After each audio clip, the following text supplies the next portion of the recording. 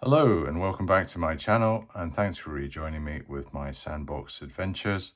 A quick recap from last episode. That session continued in the Worm's Tail Inn in the world of Eildrin, and it was focusing on the emergent roleplay around Brinton the dwarf, and an initially tense confrontation between a traveling judge, Lorien and Grimfang, Anna Tanner, down here, over a supposed debt, turned out to be a misunderstanding and de-escalated peacefully. Brinton then engaged with a group of magic users led by Tamara Wyvernkin. Now she is the court enchantress of this Lord Falconridge, and she was recruiting for a mission. However, due to a lukewarm reaction, the interaction stalled, and details of the quest have been postponed for the time being. A more successful encounter followed with a woodsman in this line here. Lysan Shadowfoot was his name. He is a level 1 fighter, and he wanted to become an adventurer. And after some effort, Brinton secured him as a cooperative ally, forming the beginnings of a small party and setting up a possible return to Tamara's mission. The session then concluded, I'll just get my sheet, with this. We kind of wrapped up the in-based interactions and we shifted to world building, and a regional map of Eildrin was procedurally generated, and we had defined multiple themed regions. So each of these numbers in each of these temperate zones was where we placed one of my regional settings, which I have 8. And where we are starting is the Trezold Marshes. And hopefully this is going to form the basis for the Sandbox adventures, if we focus in on this here. So I would say that we've kind of reached a point in this series. And I think what I need to do is assess where we are with the campaign design and setup. And what I thought I would do would be to employ a checklist to plan out what options we want to explore and develop these as interactive sessions. So on screen as interactive design sessions. And the first thing I'm going to do is determine a starting area, which is going to be a subzone of one of these 100 by 100 mile areas. And I have the Trezold Marches as our starting region. So what I've done is we determined that there were 2 regions that classified as the Trezold Marches. Luckily in this temperate zone, so we're in the best zone in the world of Eildrin. And this gives us 8 sub-regions from which to select. So I'm going to roll for a starting setting in this Trezold Marches. And then what I will do is I will convert each of those, or whatever we have selected, into a grid of 8 by 8 hexes, 6 mile hexes, which was roughly 48 by 48, almost 50 by 50. And that is what we're going to use as our starting hex map. So the first thing I need to do is really, before we get onto the checklist in detail, is to just select where exactly we are in the world of Eildrin.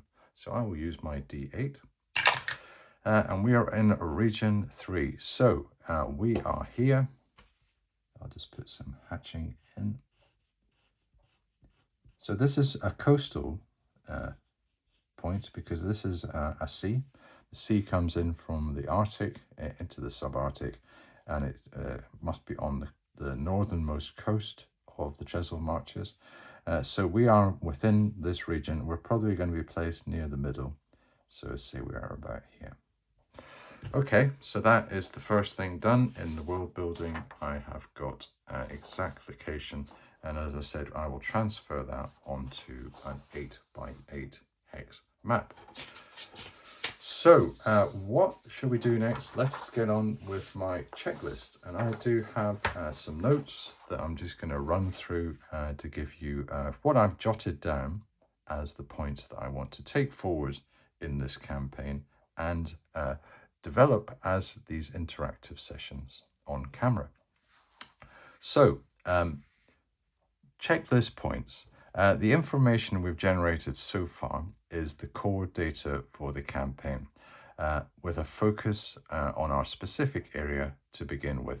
So whatever information I've generated through these interactions, through any of my generations, that is the core data that we're going to be using.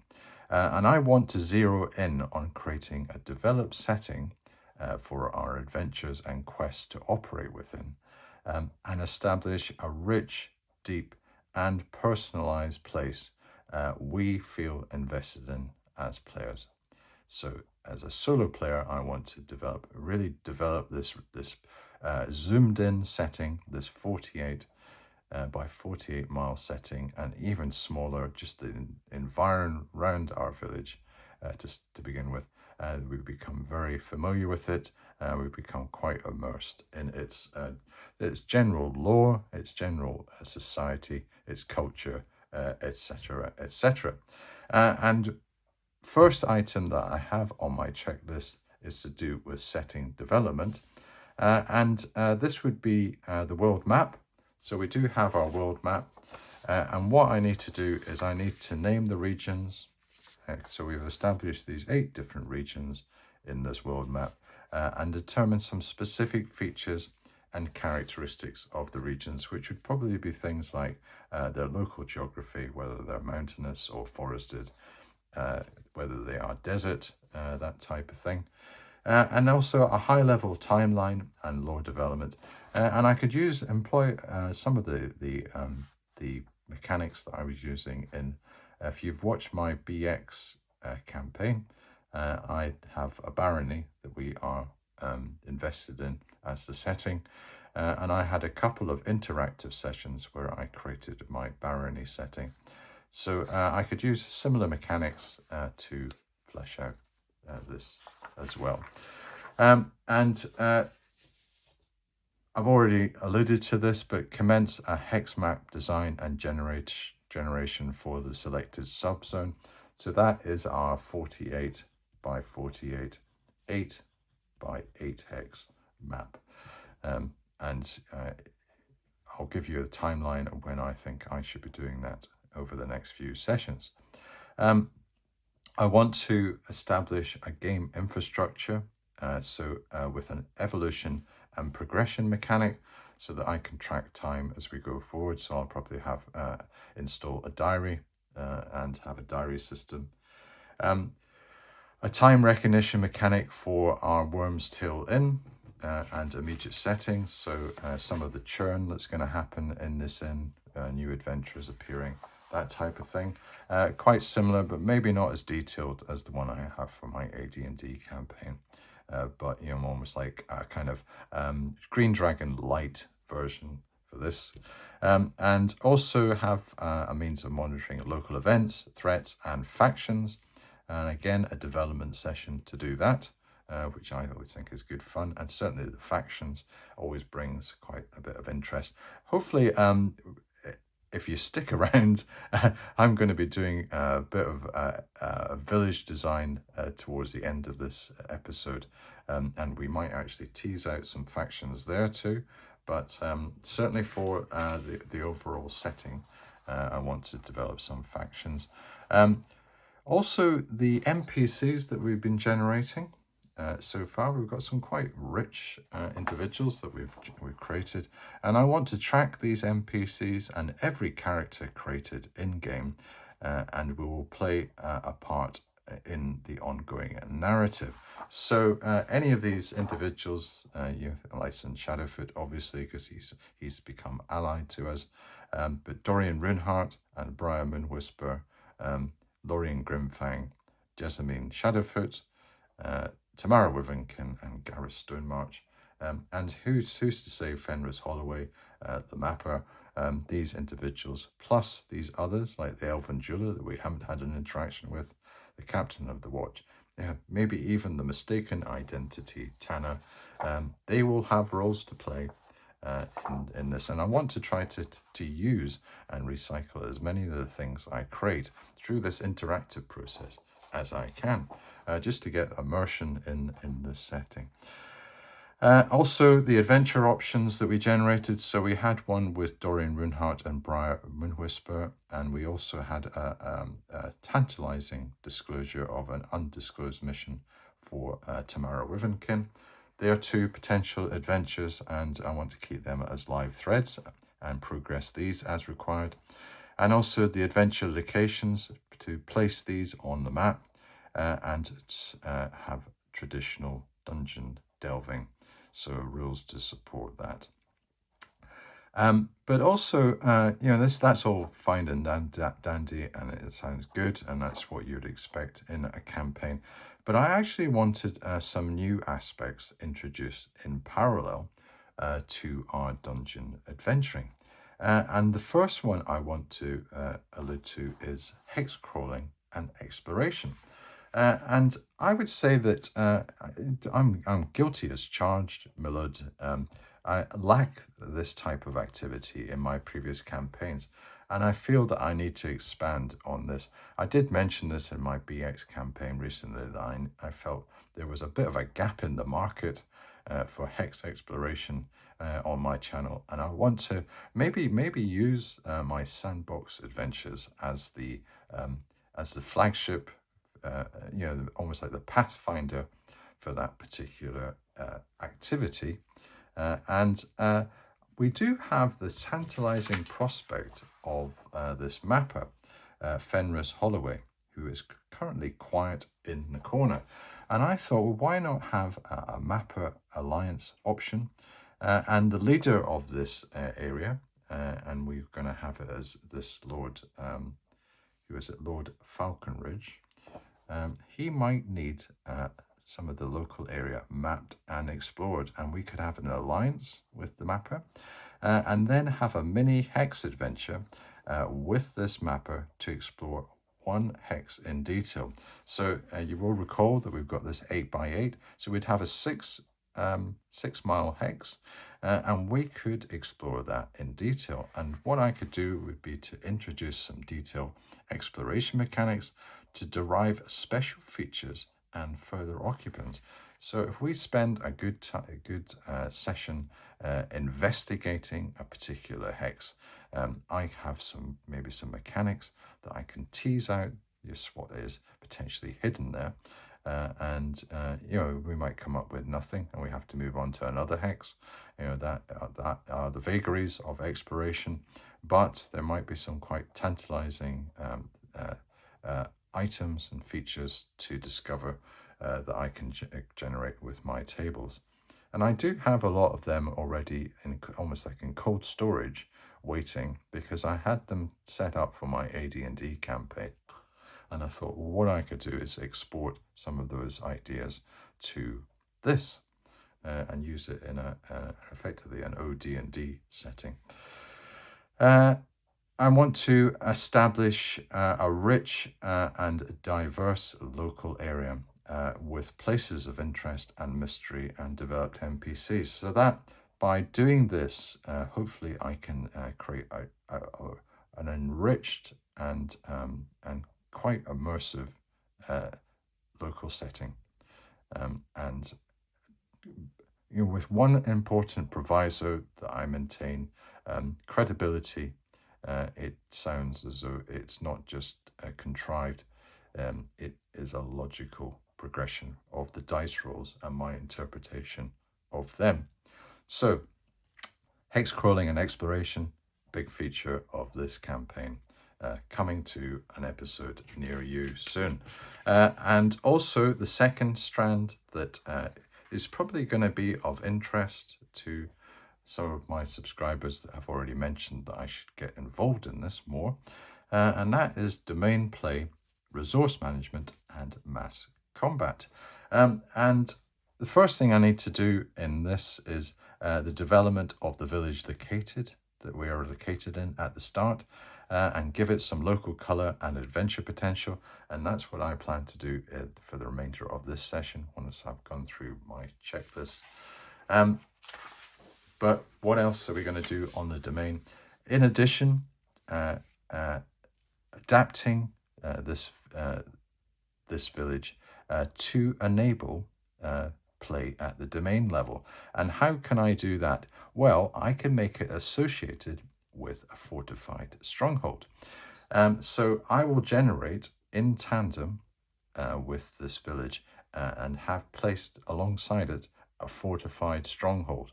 And there are special rules about strongholds in this. So if I just turn to the particular place in outdoor adventuring wilderness, and we have a whole chapter on strongholds. So I'll be using that in quite a bit of detail, but also embellishing it with all my tables to personalize it. And the stronghold will be used as the mechanism to run the domain play. And we will use this as a base and a means of playing domain level and having resource management and mass combat. I haven't quite decided how the mass combat is going to work yet. I can work on that. I was thinking maybe the 1 hour wargaming system, or maybe a kind of modification of these rules for mass combat, and bring in maybe some of the aspects of chainmail or something akin to that. But I have quite a bit of wargaming experience. I think I know what I probably can and cannot do in that situation. And also a means to track the macro situation with a leader personality who needs the area explored. So this loops back into the hex crawling and the exploration. So you can imagine that these trestled marches, they're right on the frontier. It's a kind of undeveloped area. It has many threats around it. And that's what I come on to here, currently surrounded by enemies and dangers, and we could have a whole host of them that are impinging on this stronghold, and we are faced with almost a crisis situation. We've got to firefight all these different threats from different angles, and that generates a lot of this macro domain play dynamic friction that we can feed into our adventures, and it will cross-fertilize into some of our adventuring too. So in summary, my Sandbox Adventures has become a game simulation comprised of 3 levels. We have our Dungeon Adventurer level, which is your traditional, we've got Brinton, and we've got this other individual, what's he called? Lyson, Shadowfoot, as a micro party, but we could probably expand that and do traditional dungeon exploration. We have the Wilderness Mapper dimension, where we're going to do some detailed hex exploration and maybe rely on this particular mapper in this instance, Fenris Holloway, for his expertise, and he might have some hirelings and henchmen that he can bring along to assist us, because it will be dangerous out in the wilderness and we will need protection. And then we have the domain player level, and we could almost like take ourselves into the role of Lord Falconridge and look at it from his perspective and some of his minions, and play the part of Lord Falconridge, which would be quite an interesting approach, to take on the domain level and draw in Brinton and some of her associates into his plans and his desire to explore and potentially put down some of the threats in his region.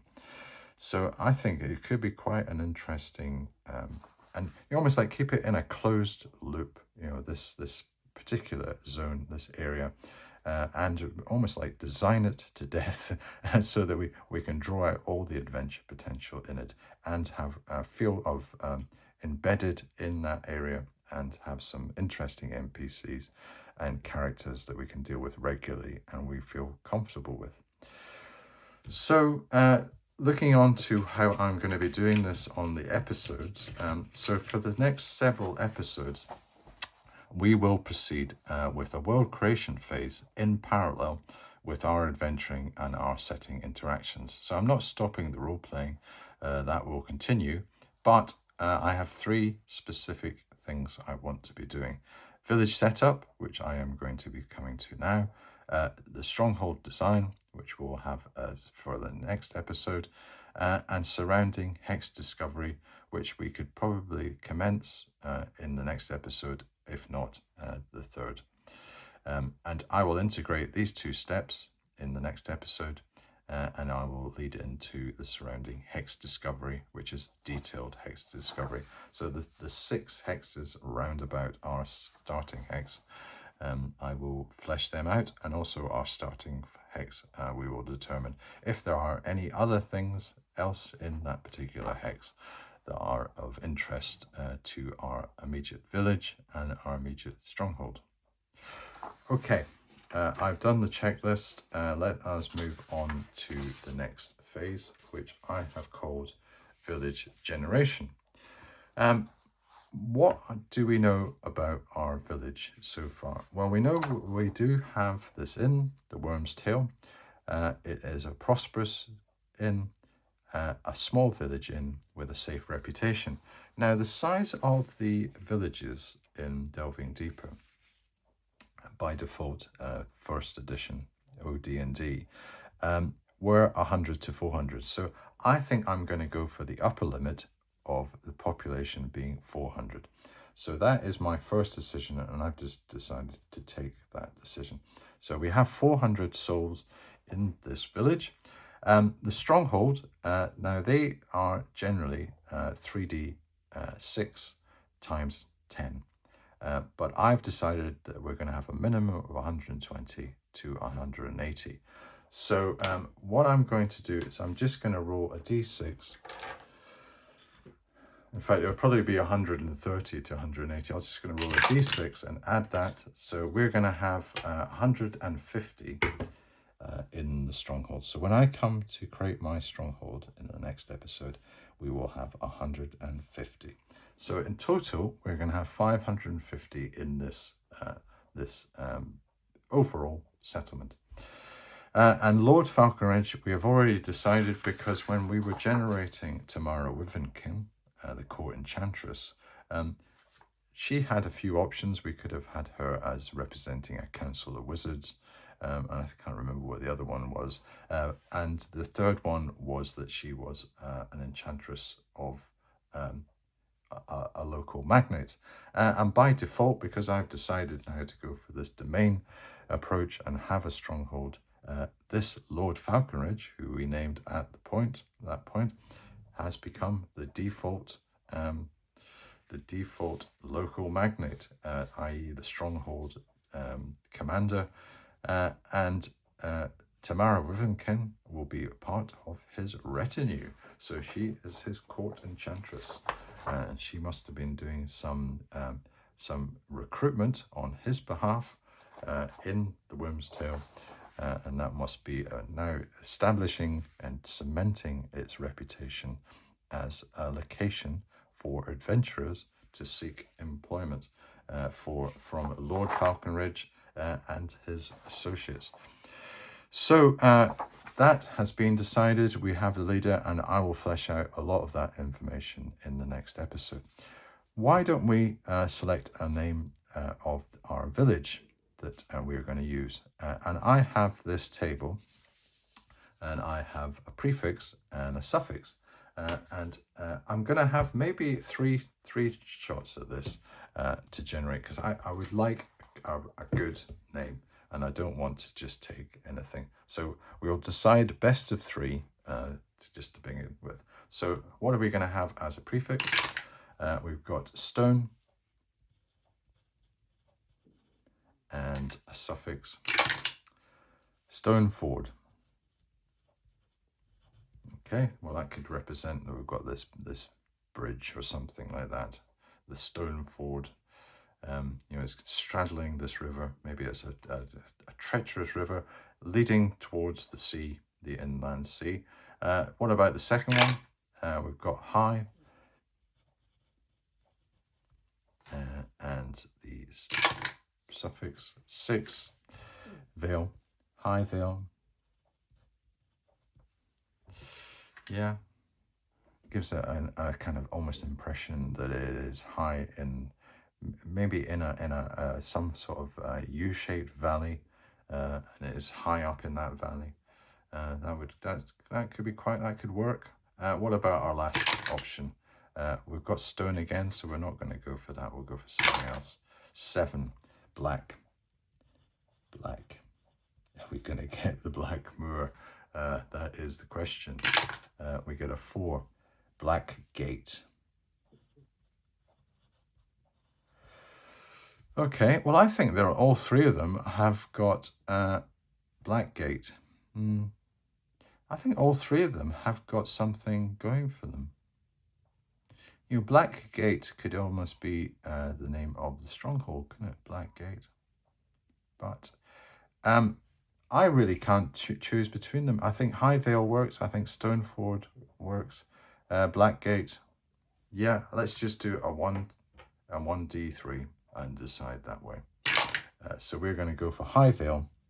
High Vale is, so this gives us the impression that it is in a valley, and it's maybe high up in the valley, and almost in a this is quite good maybe for the defensive possibilities of this village and the associated stronghold, that it is in a good position to defend against all these threats that are going to be impinging on our domain.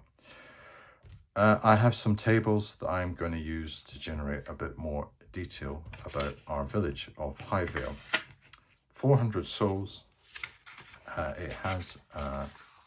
It is within the zone of the stronghold, and you can imagine it maybe up in this vale, this valley. What kind of settlement is it? And I have 10 options that I can use. So I will get my D10 and we will select. And I could have a farming hamlet, and then we could have things like grain and livestock as being important.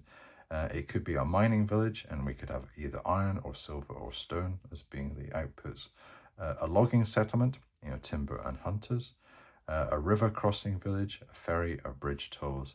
A market village is a trade hub. A refugee settlement is recently formed, and we could generate quite a bit of backstory for that. Why has it become a refugee settlement? A shrine village is a pilgrimage site. Border outpost village is a militarized civilians, so it's very a military outlook, which might be quite useful for our protagonist, Lord Falconridge and his stronghold. A fishing village, that brings in the fact that there's going to be a river, lake, or something coastal, or a reclaimed or ruined settlement built among old remains.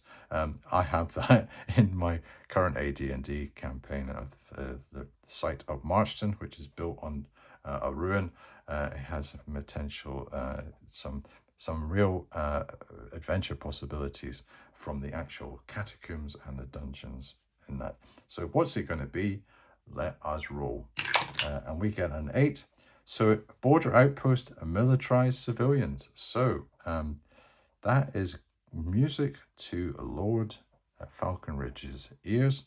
That is going to shape how we domain play, and also just the overall kind of ethic and culture of the settlement. So outpost village, this must be viewed as being, maybe it's in a very remote and isolated set of maybe mountains, and this is a habitable valley that we're in, but it is very isolated and has become an outpost. So let's major on the outpost village. A real keep on the borderlands type situation, which is exactly what we're after. Something quite important I thought would be just to give us a bit of dynamic, the relationship with the stronghold. And so this is what the relationship of the villagers are to Lord Falconridge and his stronghold. And I have 6 options. And the first one is, are they loyal dependents and they rely on his protection? Are they grateful but independently minded? That would be interesting. Are they resentful? There are taxes and levies and they feel that that's unfair. It might be very necessary because it does sound as though it could be a dangerous area. Are they, this is probably the worst one, fearful? They see the soldiers as oppressors. And the fact that they are quite militarized, maybe they have their own kind of home guard, militia, and this could lead to all sorts of internal conflict. Are they proud allies? There's mutual defense. That sounds probably more logical. Are they divided? Some support, some oppose. Okay, so we're just going to roll a d6 and determine what is it going to be. So get a d6 out and roll. We get a 6, so divided. So some support and others, and we could do I suppose we could do a bit of a scale on the support and opposing. I would say it's probably more a bias to supporting. So say we roll on a 1 to 10, and this is support and this is opposition. And if we do a -1 to the roll, this will be the level that we're at. So we've got 8. So even with the -1, we are at a 7. So you could almost say that 30% to 70%. So that is not a good answer for Lord Falconridge. He's got potentially a bit of hearts and minds that he's got to win. So this could also be a bit of a kind of role-playing opportunity that he has to do things to help improve his situation with the inhabitants of the village. Maybe there has been a recent event. Maybe maybe he's had a defeat or he's had a setback. Who knows? Maybe there's been a famine and he's not been able to help sufficiently, or he's been maybe unfairly blamed. Who knows? I'm just kind of rambling here. But we've got a 30-70. We need to get that reversed. We need a 70-30. Okay, we have done the business on village identity. We've got an outpost village with militarized civilians.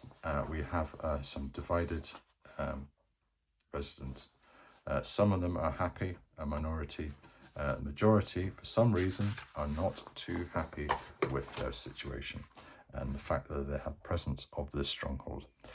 Okay, key features. We'll roll 1d6 to determine the scale or importance in the village. What I've done is I have generated a list of 12 typical village features that we can major on. And I have a little scale that I'm going to apply for each. We're going to have, if I roll a 1 or a 2, we're either going to have one of these or it's going to be a minor impact. Say we get stockade and I get a 1 or a 2. I'm going to say that the stockades are very poor and they're very they're insufficient for the village. If I get a 3, we have got top level, fully fortified, almost maybe a brand new stockade that has been put up, state of the art. It's that type of scale that we're going to be going with. So let's start with the tavern and the inn, and we already know that we've got the Worm's Tail Inn. So I'm just going to use a 1d4 for our generation. So there might be another inn that is located if we get. So there is. So I get a 4. So we will have, it's going to be either 2 and important. So we'll have the Worm's Tail has the important in. And important means that taverns and inns are important as a rumour hub, and also recruitment. So we'll have it as rumours and recruitment. But we also have another tavern or place. And we can have a bit of fun, maybe just deciding whether, what level it is. I did have had quite an interesting session with my BX game, and we had in the town of Freehold, which was our starting settlement, we had 3 different types of taverns that we could select between. And I think we went for the Golden Griffin, which was the kind of the middle of the road, but it's still a very good established house. There was the Shadowed Helm, which was the more exclusive one, and I can't remember the name of the last one. I'd have to look it up, but that was a real dive, and we had we had to go in and court a thief. I think that we were trying to recruit, and there were some really very nasty characters in there. And I think the lady that ran it, she didn't have all her teeth, and she was quite repulsive. We could maybe have a bit of fun just generating what is the rival to the incomparable Worm's Tail in our village. So we're going to have one of them. Blacksmith, essential resource, a blacksmith. How geared up are we in blacksmith terms? So we've got a 4, so that's good. We're going to have maybe more than one. We say we have 2 blacksmith and they are fully equipped. That we have an important resource in the village. Good. Shrine and temple. We have maybe very little, so we've only got a 1. So maybe they aren't religious, or there's just maybe a very minor shrine. There's no major temple, and there's not multiple temples for the deities. Obviously, we haven't done anything on the gods and the deities in the setting, and that's something that maybe we could bring in to this. And we've also already got a bit of an indication that potentially religion isn't the dominant thing in this particular setting. And find that we've only got a 1 on this scale. What about the village green and common, the importance in the village? We've got, this is very important. So this is central. So we'll have, maybe the green is, and the common is a communal point. And because it's quite militaristic, maybe they do all their drilling there, and this is where they have almost like mini parades and, as I said, drilling their troops, because they have quite an established militia. So 70% that are opposed to the stronghold, we have to keep a bit of a wary eye on them, because I suppose if you think of it from Lord Falconridge's perspective, he maybe doesn't really want too much of a kind of independent militarized force on his doorstep, and if they're not too happy with him, he potentially needs to use a bit of soft power, and also maybe a bit of hard power, just to try to get his way. So already we've got a bit of a power struggle going on, a bit of a dynamic. So let's move on to our stockade, and this is what I was talking about before. So let's see how the quality of our stockade, and it is state of the art. So we are militarized to the top. So this is excellent stockade. Maybe it has just been recently completed. Maybe that's why they're not too happy, because they had to spend all their time away from their other duties building this stockade. So maybe it's a temporary but temporary bad feeling that we might be able to, it might be retrievable by Lord Falconridge. And you say, we've done it for the greater good, the common good. That's why I've got you to do this. What about mill and grain processing? Let's see what it is on the scale of 1 to 6. And that is 1. So maybe we have a weakness. It is poor. And either we rely on other supplies or there are other food sources. So maybe we do have a bit of a weakness there, and I can come in and triangulate on that and see what that means for, that might feed into the stronghold design. The fact that the village is not good in making its own bread or grain. The marketplace and see how important that is for us.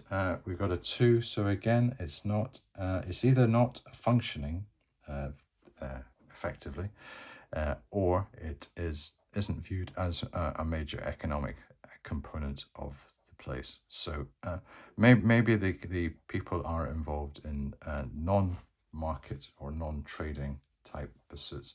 It's self-sufficient, and maybe there's not too many uh, outsiders that come to the place. And almost like an internal trade going on. So again, I can work that into the overall shape. It's building up to be quite a varied type of place. It's certainly emphasizing the militarized side, very much so, and the dice rolls seem to be emphasizing that. On the economic side, it's really quite underdeveloped, and maybe this could be a danger for it. It's not got the economic strength. When I come to some of the events that I could be, you know, uh, generating and affecting this village, that could be bad news if we haven't got a strong economy.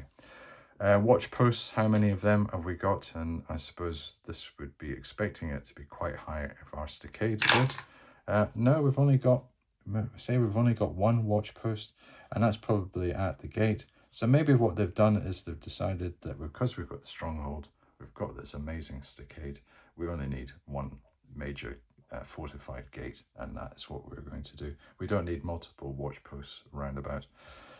Healer and a witch, or a witch. How many of our kind of almost like healers, residents, maybe like witches' huts, that type of stuff. We've got a lot, so we're going to have, they are numerous.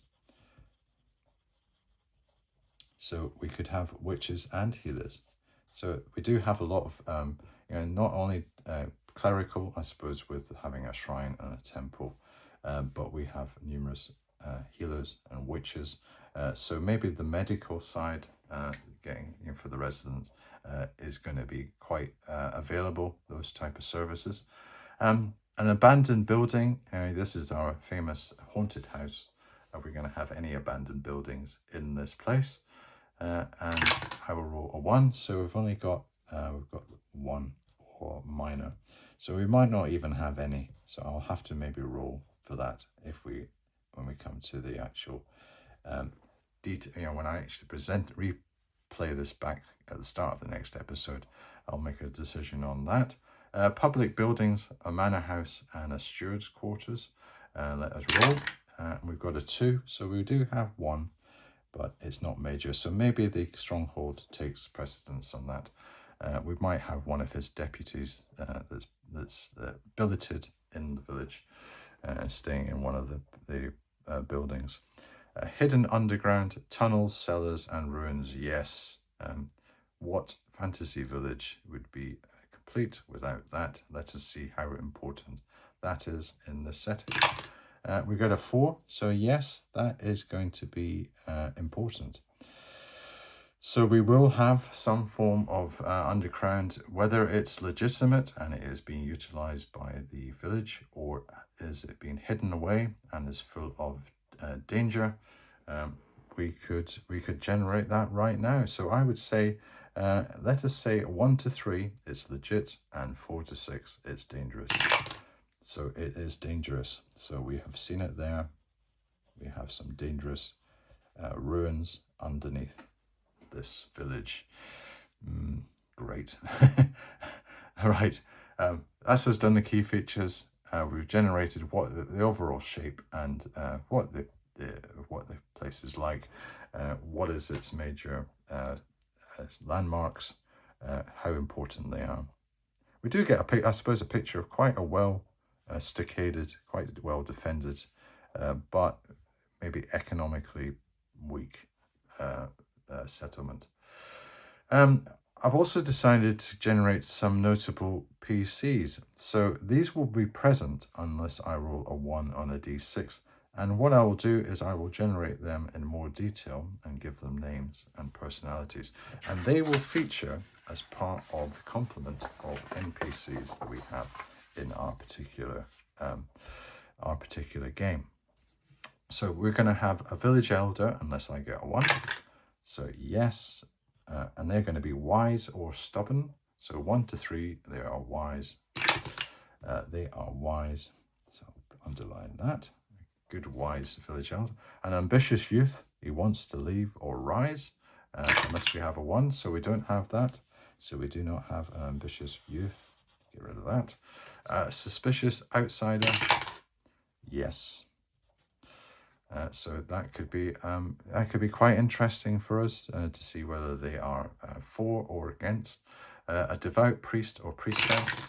Yes, we have one of them. A veteran soldier, retired. Yes, just. A corrupt trader. Yeah. And maybe that is the reason why our economic system isn't that great, because there's a bit of corruption. A local hero, a folk champion. Well, this could be quite dangerous for Lord Falconridge, because he doesn't really seem to have the full support of the village, and we don't really want maybe a folk champion. Oh, but we don't have one of them. We've got a 1, so he must have bumped him off. Well done, Lord Falconridge. That's your first bit of hard power that you've used. You got rid of the local hero. And the secret cultist, we have definitely got one of them. So that could be interesting, because we seem to have maybe not major on the temple side. Maybe there is some secret cult activity going on. And this is the focus of it, having the secret cultist.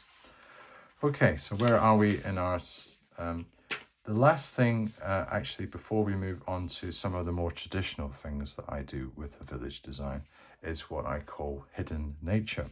And this really just almost gives a bit of overall background to the village, and it places it in the setting. And I've got 6 options that I am going to select from. First one, it's built near an ancient barrow.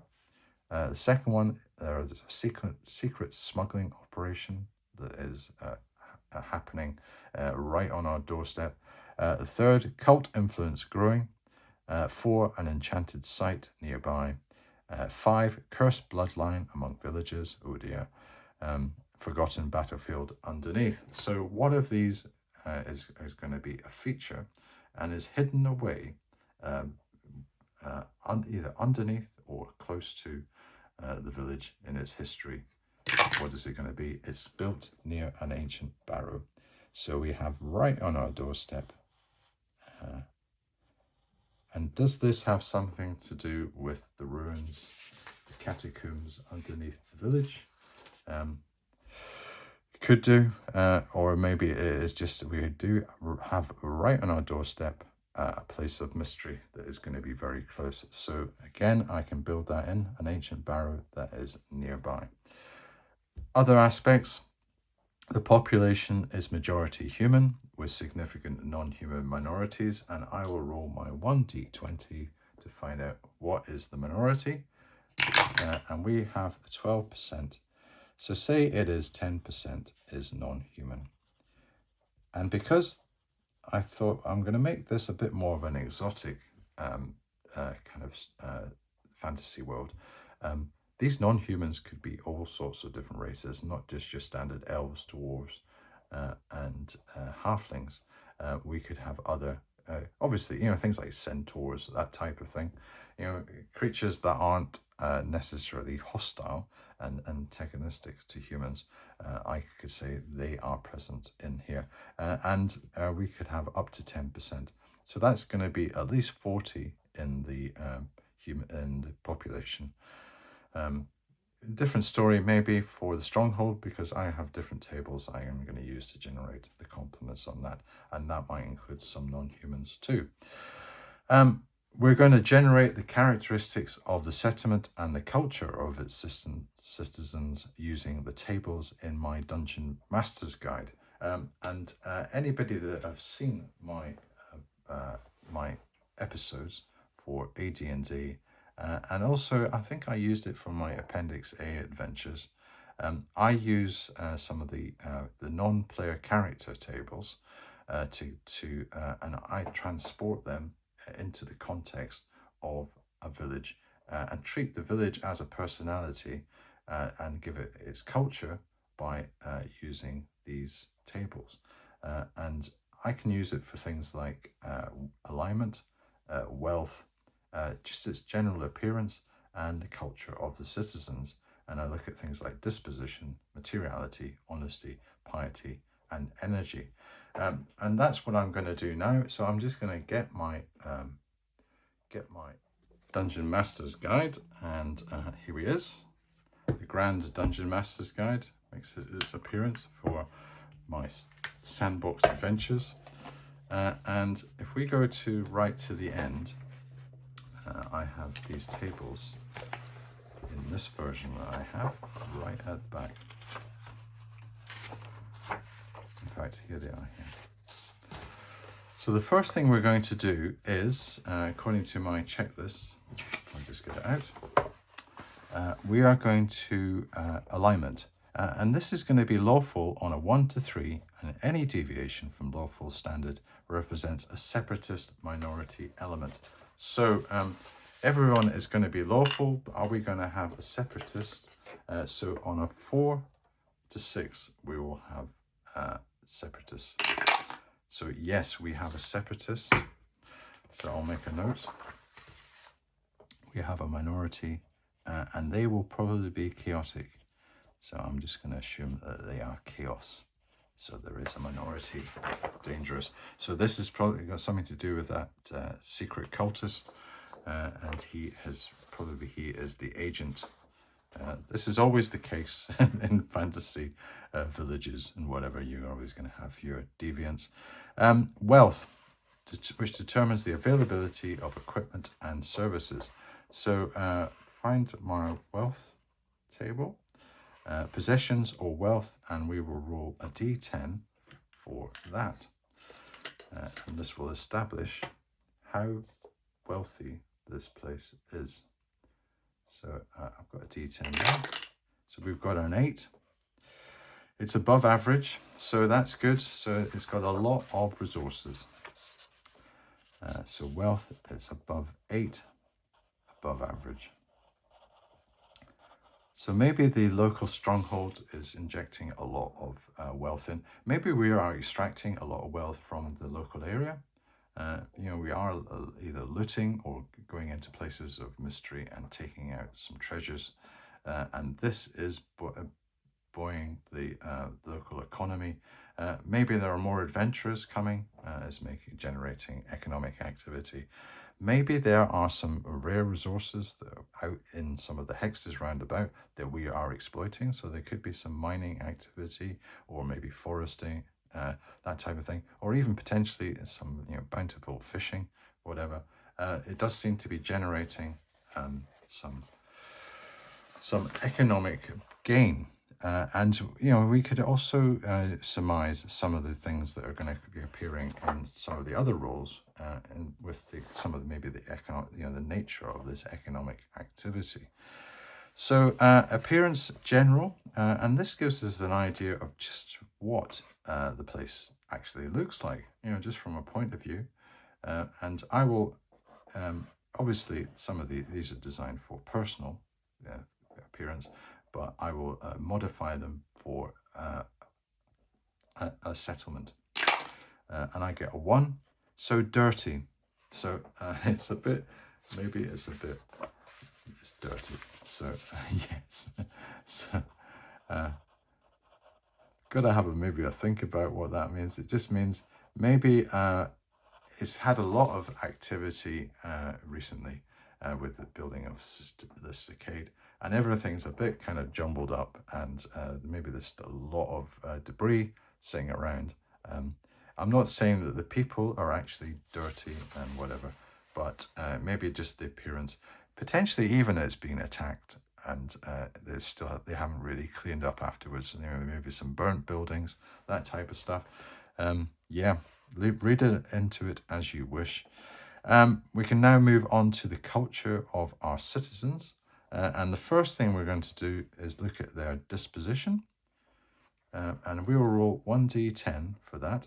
So this is what the people are like in the village. And they are 5. They're humble. So I've got humble. So that's a good start. What about materiality? See how material they are. And I use a D6 for that, or materialism, D6. And they are average, so they are not greedy, they are not miserly. Honesty, let's find out how honest they are, and we use a D8 for that. And they are scrupulous, so they sound like good people. Scrupulous. Their piety, that's a D12, so I get my D12 for that down here. They are 6, they are average, so they are good congregationalists. They worship. Maybe not this massive temple that they have this shrine. Maybe they were going to use the strongholds facilities, who knows. We'll be able to draw that out in the next episode. And their energy, and that I think I have to go to the next page. And this is whether they are slothful or they're energetic. And that's a D8. So that will get my D8 for that. Roll it here. Take my 12 out. 8. Driven. So that's an 8. So it could have been all these. They are driven. So they are very energetic. So, wow. So these people are quite, they're in the zone. They really are. They are.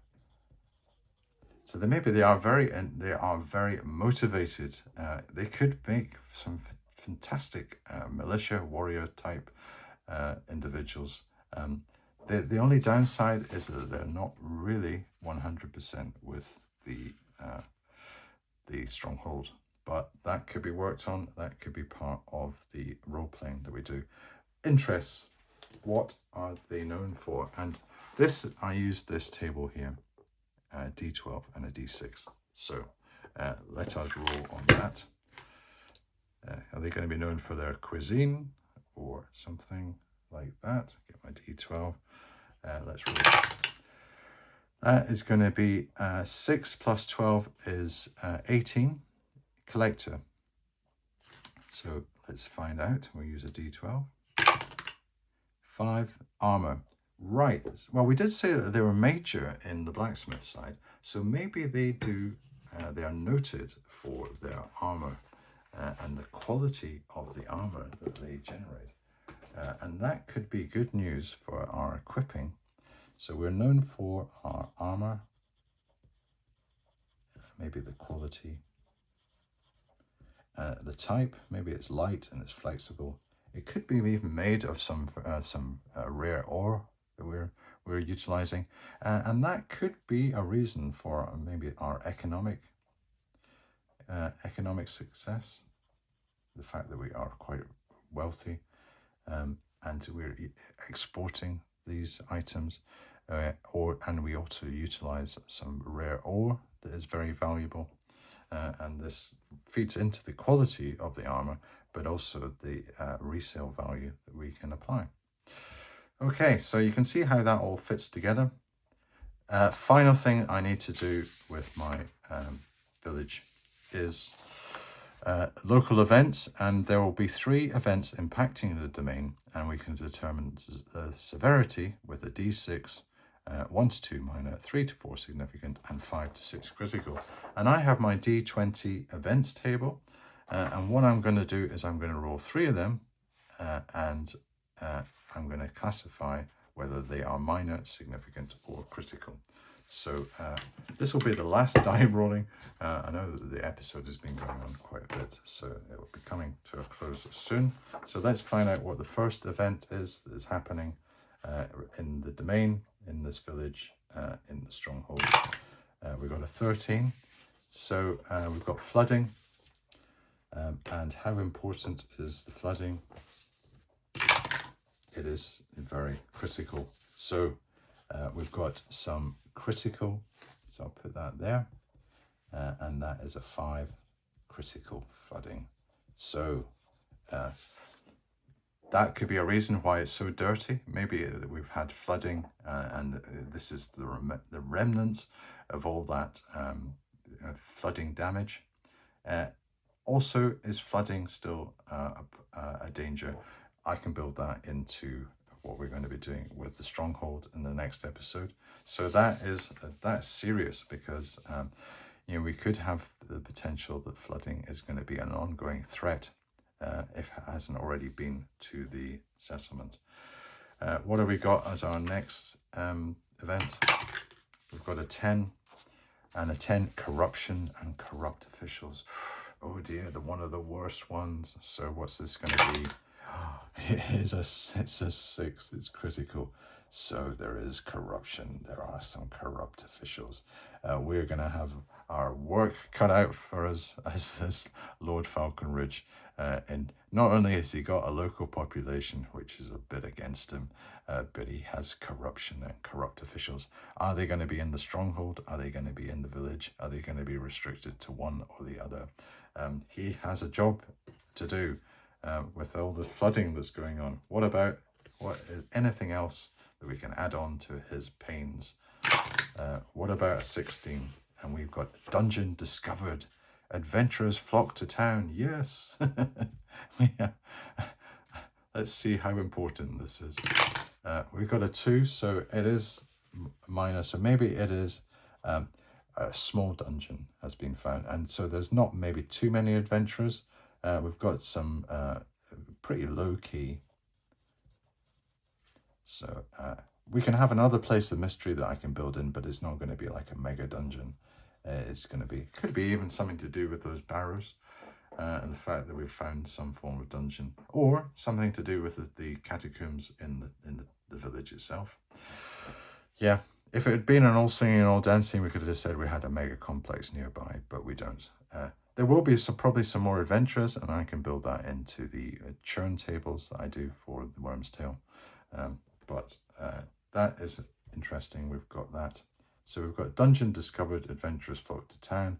We've got quite a lot of flooding. It's at critical proportions. Corruption and corrupt officials are critical. So that is me done the entirety of my village creation. I'll get these nicely typed up in this kind of format that I've done for the Worm's Tail. Next episode, what we'll do is we'll do the same treatment for the stronghold, and maybe even start doing some hex exploration on the back of it. Generate a bit of personality for the place, maybe flesh out some of the individuals. Also work on some of the factions and opponents of the stronghold in the next episode. Okay, well, enjoyed doing that. Hopefully you did, and see how a village has been generated, and we've got a place for our characters to stay.